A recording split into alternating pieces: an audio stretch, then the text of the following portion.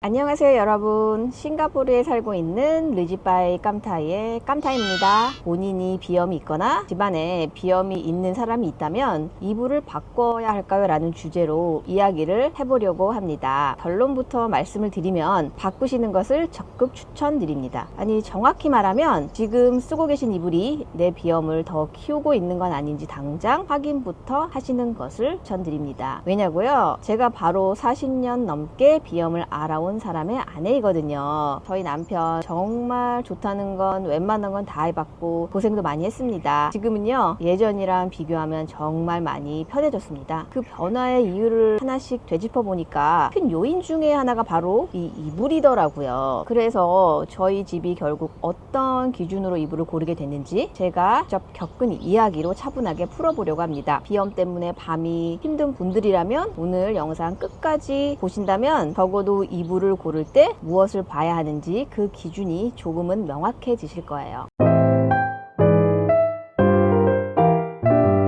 코 알레르기 때문에 정말 고통스럽고 봄철이나 환절기 되면 하루 종일 코 풀고 특히 밤에 코가 막혀서 잠도 제대로 못 자고 하시는 분들이 있다면 크게 공감하실 거예요. 사실 제 남편이 비염이 정말 심해요. 어느 정도냐면요, 어릴 때부터 비염 때문에 코뿐만 아니라 눈까지 가려워서 맨날 비비다 보니 눈가에 색소 침착이 생겼어요. 일명 팬더 눈이 돼버렸죠.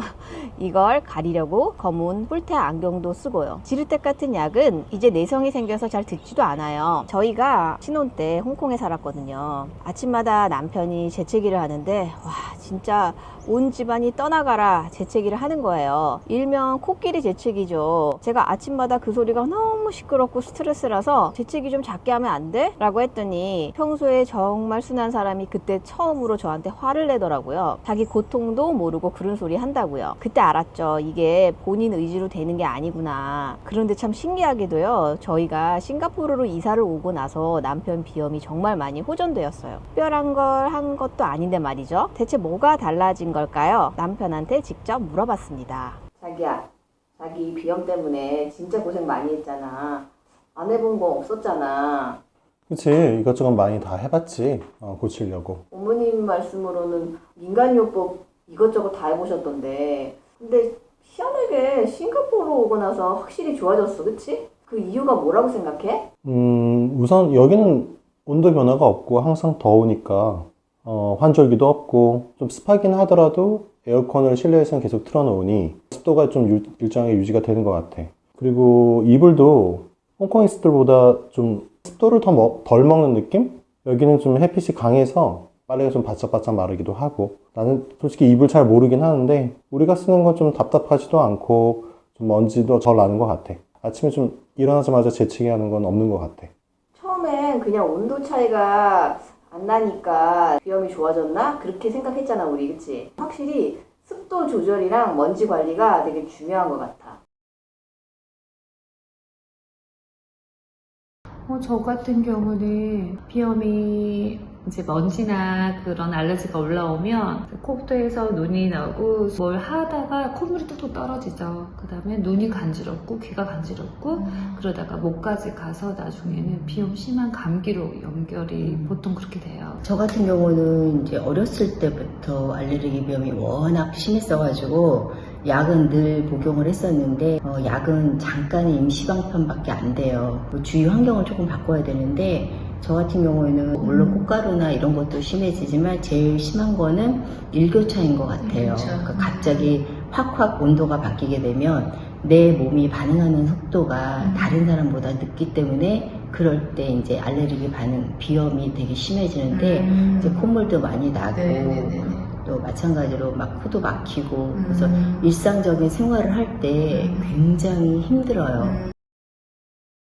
이제 식염수 청소를 첫 번째로 하고 두 번째로는 평소에 사용하는 침구류를 매일 아침마다 털어요. 침구 구매도 상당히 좀 조심스럽게 하는 편이고요. 그 무 알러지나 뭐 알러지 진드기 방지 그리고 그러니까 요새 이불 보면은 뭐 그쵸. 알레르기 케어 제품 뭐 이런 네, 것들 많이 그거 있잖아요. 확실하게 효과 있어요. 왜냐면 먼지를 또 털어봤을 때 어떤 경우는 이불에서 먼지가 엄청 나오는 경우도 있는데 그런 경우는 먼지가 별로 안 나요. 그리고 청소를 먼지만 보면 바로바로 닦아요. 매일 청소를 한 3번, 4번 정도 하는 것 같아요. 건조하게 유지하려고 상당히 많이 노력해. 아이들이 비염이 있어서 더 그런 것 같아요. 그리고 창틀 먼지나 문에도 먼지가 있고 하니까 좀 그런 걸 자주 닦으려고 해요. 저는. 저 나름대로 이제 관리하는 거는 이제 일교차를 최대한 줄이기 위해서 항상 가디건 같은 거를 갖고 다녀요. 그러니까 밖에 있다가 실내로 들어왔을 때 너무 추우면 안 되니까 바로바로 가디건을 입어서 몸의 체온을 유지하거나 그다음에 마스크 같은 거를 해서 이제 뭐 꽃가루라든가 뭐 이런 것도 좀 방지를 하고 근데 밖에서는 보통 그렇게 하는 편이고 집에 오면 이제 제일 중요한 게 침구류예요. 뭐 집안에 있는 환기를 그래서 되게 자주 시켜요. 그래서 공기순환을 좀 자주 시키고 이불 같은 경우에는 자주 이제 햇볕에다 말리는 편이에요. 말리고 먼지도 털고 먼지는 없게 하려고 노력하고 특히 옷도 그렇고 이불도 그렇고 자주 좀 햇볕에 말리고 터는 편이에요. 근데 굉장히 힘들어요 그게. 그쵸. 네. 정말 부드럽지 그러니까 않은 알레르기가 이게 뭐 맞아요. 죽을 병은 아니지만 실제 생활하는데 맞아요. 굉장한 영향력을 많이 줘서 그쵸. 어쩔 때는 정신적으로 굉장히 피로함과 힘듦을 많이 느껴요. 자, 인터뷰 들으셨죠? 다들 공통적으로 말하는 키워드가 있죠. 먼지, 청소, 습도, 그리고 침구, 코세척. 사실 비염 이야기하면 제일 먼저 나오는 게 항히스타민제, 코스프레이 같은 약들이잖아요. 약은 증상을 잠깐 눌러줄 뿐이지 환경이 그대로면 결국 또 반복되더라고요. 먼지랑 진드기를 줄이고 집을 청결하게 유지하고 습도를 너무 건조하지도 너무 습하지도 않게 맞추고 얼굴에 가장 가까운 침구를 점검하고 내 몸 면역까지 함께 챙기는 것, 이게 결국 비염 관리의 기본인 것 같아요. 우리가 하루 중 가장 오래 가까이 붙어있는 침구, 그 중에서도 이불은 비염이 있는 집에서는 잘 때 보온을 유지해주는 물건이 아니라 자극을 최소화해야 하는 생활용품이더라고요. 비염 있는 사람 기준으로 좋은 이불의 기준을 이렇게 한번 정리해봤어요. 먼지가 얼마나 덜 나는지, 또 습기를 머금지 않고 잘 마르는지, 즉 통기성이 좋은지, 또 자주 세탁해도 컨디션이 유지되는지, 이 3가지를 통과 못하면 아무리 예쁘고 좋은 이불이라도 저희 집에서는 바로 탈락이었습니다. 제가 우연히 알게 된 이불, 어떻게 보면 이 이불을 만난 게 정말 행운이죠. 라자이 퀼트라고 인도 자이푸리 지역에서 만드는 모카솜 차렵 이불인데 이 이불 덕에 신랑 비염이 확실히 좋아졌습니다. 먼지가 날리는 느낌이 적고 통기성이 우수하고 세탁하고 말렸을 때도 습기가 나는 느낌이 정말 덜해요. 특히 충전재까지 천연 모카솜이라는 점이 저희한테는 크게 느껴졌어요. 요즘 겉은 면인데 안은 폴리솜인 이불이 정말 많잖아요. 그래서 남편이 아침이 좀 덜 힘들다 이 말을 하더라고요. 물론 이불이 비염을 낫게 해주는 거는 아닙니다. 이건 꼭 분명히 말씀드리고 싶어요. 단 비염이 있는 사람을 더 괴롭히는 요소를 줄여주는 이불의 구조는 분명히 있었어요. 오늘 영상에서 꼭 드리고 싶은 말은 이거예요.